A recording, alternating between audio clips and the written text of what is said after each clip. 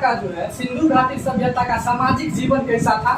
तो सिंधु घाटी सभ्यता के समाज का स्वरूप मातृसत्तात्मक था। मातृसत्तात्मक कहने का मतलब ये हुआ कि स्त्री का मूर्ति जो होता है उसको पूजा करने वाला था, ठीक ना। सिंधु घाटी के सभ्यता समाज का जो है स्वरूप कैसा था, मातृसत्तात्मक था।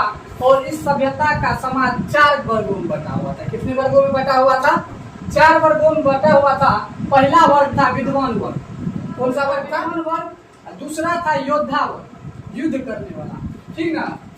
तीसरा था व्यापारी या शिल्पकार, जो बनाता है मूर्ति सब वो। चौथा था हाँ शिल्पकार, जो पत्थर के काम सब करता है उसको शिल्पकार करते हैं, ठीक ना।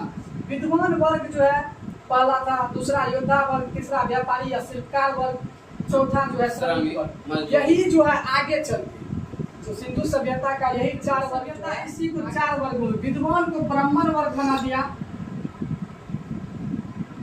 वैदिक सभ्यता ब्राह्मण युग बराबर। हाँ वैदिक सभ्यता में विद्वान वर्ग को ब्राह्मण वर्ग कर दिया गया, योद्धा वर्ग को क्षत्रिय और व्यापारी को वैश्य और श्रमिक को शूद्र। विद्वान को कौन सा वर्ग में रखा गया? ब्राह्मण। और योद्धा वर्ग जो क्षत्रिय लड़ाई सब करने वाला था उसको क्षत्रिय में, जो व्यापारी वर्ग था उसको वैश्य, जिसको वास्तुवान कहते हैं। उसके बाद श्रमिक जो है शूद्र, ठीक ना।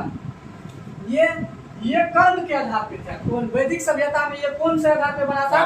कर्म के आधार पे। जो विद्वान है पूजाता है उसको, जो ज्यादा पढ़ा लिखा था उसको क्या कहा गया? ब्राह्मण कहा गया। जो लड़ाई सब करने वाला चाहे किसी भी धर्म में उसका जन्म, ठीक ना, उसको क्षत्रिय। उसके बाद जो है फिर जो व्यापारी वर्ग का था, जो व्यापार करता था उसको वैश्य, जो लोगों को सेवा प्रदान करता था सब मजदूर सब, उसको शूद्र कहा गया। फिर ये आगे चल के जो है ये ब्राह्मण, वैदिक सभ्यता तक तो ये ठीक था, ब्राह्मण वर्ग था।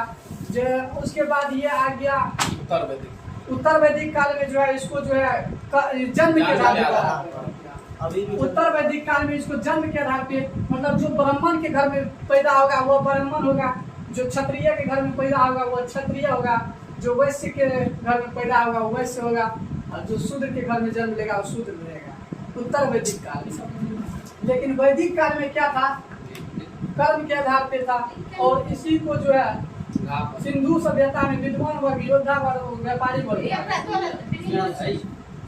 सिंधु सभ्यता का जो आदमी सब था वहाँ का, वो कैसा भोजन करता था? शाकाहारी मांसाहारी। जैसे अभी अपना सब शाकाहारी और मांसाहारी करते हैं, उसी तरह से शाकाहारी और मांसाहारी दोनों प्रकार के भोजन करते थे। सिंधु के लोग कैसा भोजन करते थे? शाकाहारी और मांसाहारी दोनों प्रकार के भोजन करते थे। साधन प्रणाली सबको दफनाने का जो है वो लोग 3 प्रकार से मृतक का अंतिम संस्कार करते थे। कितने तरीका से? 3 प्रकार से। पहला था पूर्ण समाधान। इसमें जो है मृतक को जो है जो कब्र में दबा दिया जाता था। आंशिक समाधान, मृतक के शरीर को जंगल में छोड़ देता था, उसका पशु पक्षी सब मांस जब खा लेता था उसके बाद जो हड्डी सब बचता था उसको दफना देता था। उसके बाद दाह संस्कार, ये मृतक को जलाने का परंपरा था।